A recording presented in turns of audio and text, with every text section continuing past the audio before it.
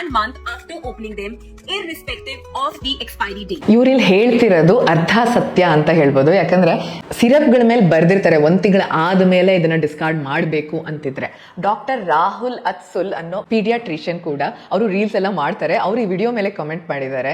ಏನಂತ ಹೇಳ್ತಾರೆ ಅಂದ್ರೆ, ಮೆಡಿಸಿನ್ಸ್ ಯಾವ್ದನ್ನ ನಾವು 1 ತಿಂಗಳೊಳಗೆ ಡಿಸ್ಕಾರ್ಡ್ ಮಾಡಬೇಕು ಅದ್ರ ಮೇಲೆ ನೀಟಾಗಿ ಬರ್ದಿರ್ತಾರೆ. ಜನರಲಿ ಅವು ಆಂಟಿಬಯೋಟಿಕ್ಸ್ ಆಗಿರುತ್ತೆ, ಇಲ್ಲ ಐ ಡ್ರಾಪ್ಸ್ ಆಗಿರುತ್ತೆ. ಈ ಸಿರಪ್ಗಳನ್ನ ನಾವು ಸರಿಯಾದ ರೀತಿನಲ್ಲಿ ಬಿಸಿಲಿಂದ ದೂರ ಕೂಲ್ ಪ್ಲೇಸ್ ಅಲ್ಲಿ ಸ್ಟೋರ್ ಮಾಡಿ ನೀಟಾಗಿ ಲಿಡ್ ಮುಚ್ಚಿದ್ರೆ ಎಕ್ಸ್ಪೈರಿ ಡೇಟ್ ತನಕ ಖಂಡಿತವಾಗಿ ಇದನ್ನ ಯೂಸ್ ಮಾಡಬಹುದು. ಮತ್ತೆ ಅವ್ರು ಇನ್ನೊಂದು ಮಾತು ಏನ್ ಹೇಳ್ತಾರೆ ಅಂದ್ರೆ, ಇದು ಮೆಡಿಕಲ್ ಸ್ಟೋರ್ ಅವರ ಗಿಮಿಕ್ ಕೂಡ ಆಗಿರ್ಬೋದು, ಸೇಲ್ಸ್ ಇನ್ಕ್ರೀಸ್ ಮಾಡ್ಲಿಕ್ಕೆ. ಯಾಕಂದ್ರೆ ನೀವೆಷ್ಟು ಬಿಸಾಡ್ತಿರೋ ಅಷ್ಟೇ ಪರ್ಚೇಸ್ ಕೂಡ ಮಾಡ್ತೀರಾ ಅಲ್ವಾ.